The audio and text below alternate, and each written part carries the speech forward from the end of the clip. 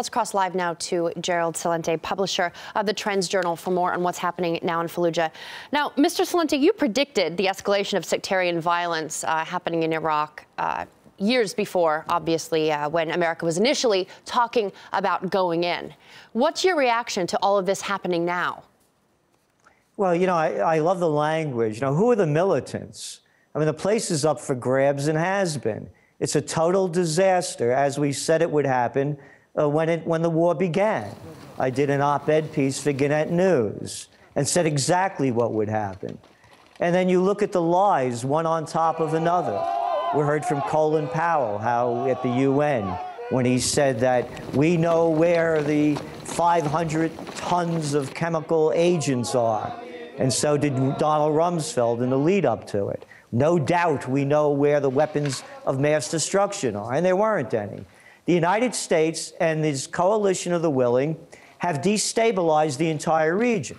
This isn't just about Iraq. Let us not forget the Libyan humanitarian mission, or better yet, the time-limited, scope-limited kinetic action started by Sarkozy, Cameron, and Obama.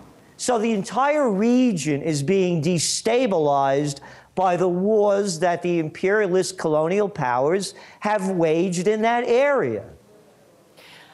Okay, let's look at Iraq specifically. The capture of Fallujah and the declaration of an Islamic State so close to the country's capital. So strategically important. It's a major victory, it would appear, for Al-Qaeda. How serious can this get, do you think? Well, it's very serious. Look, if you've been following the reports and the trends going on in Iraq, virtually every day you pick up the news, 12 dead in Baghdad, 15 in Kirkuk. Every day going on non-stop.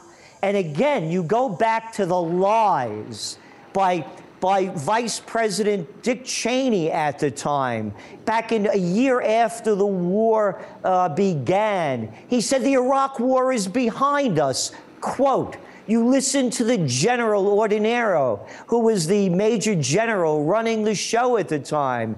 Back in a year after the war began, he said, we have 6 to 12 months for the end of the insurgency. It's one lie being told to the people after the next. So when the whole situation blows up now as it has, all of a sudden they said, how did this happen? The place has been up for grabs since the United States and the coalition of the willing invaded it. There's no end in sight. It's going to get much worse.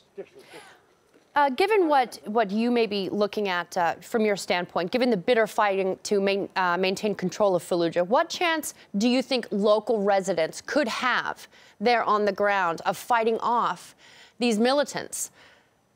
Again, it's slim and none. We have to understand what the numbers are, depending on who you look at.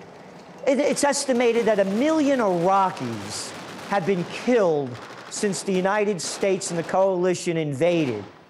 So these people have no will to fight anymore. It's tribal warfare.